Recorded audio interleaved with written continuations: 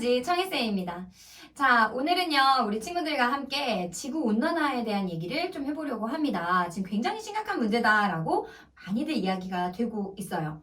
자, 그럼 먼저 우리가 지난 시간에 복사평형에 대한 얘기를 했단 말이에요. 지구는 태양으로 받는 복사 에너지, 즉 흡수하는 태양 복사 에너지와 방출하는 지구 복사 에너지 양이 같아서 항상 연평균 기온이 일정하게 유지됩니다. 라는 이야기를 했던 거예요.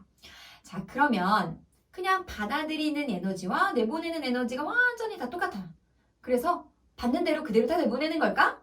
를 생각해보면 그렇지 않습니다. 우리는 대기를 가지고 있잖아요. 만약에 대기가 존재하지 않았다면 우리 지구는 훨씬 더 낮은 온도에서 온도가 일정하게 유지됐을 거다라고 해요.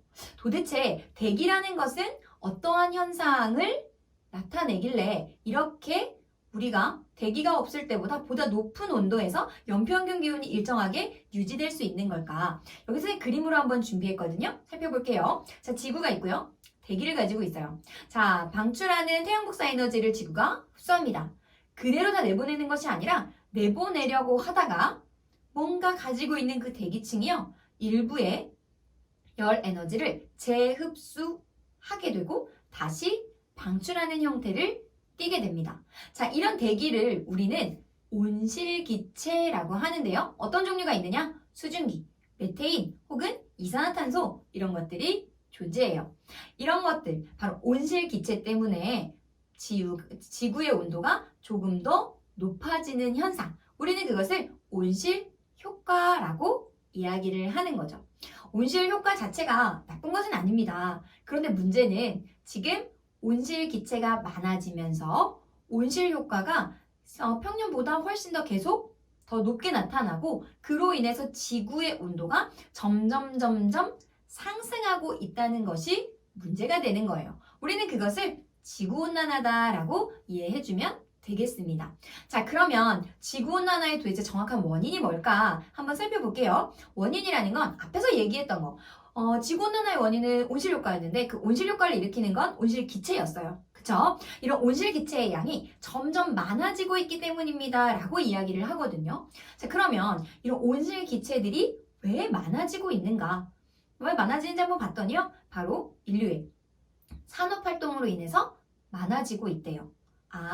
결국 뭔가 석유, 석탄 이런 거 계속 쓰면서 뭔가 발생하고 있고 그것 때문에 온실효과가 점점 강해지고 지구온난화로 이어져서 지구의 연평균 기온이 계속 상승하고 있는 거구나. 그것이 문제가 되고 있는 거구나. 라고 이해를 해주면 되겠습니다.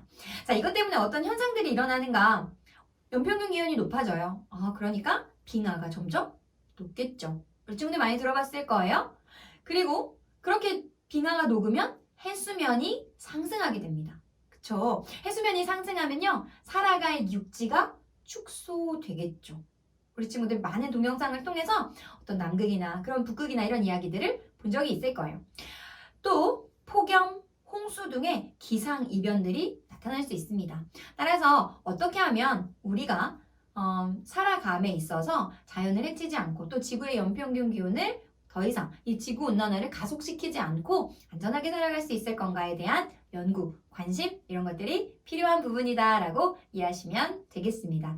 그래서 우리 친구들 반드시 온실기체부터 시작해서 온실효과가 무엇인지 이 온실효과 때문에 지구온난화라는 현상이 나타나는데 어떤 것들이 문제가 되고 있는 건지 잘 이해를 해두면 되겠습니다. 자, 지금까지 선생님은 과학의 힘, 에너지, 청혜쌤이었습니다.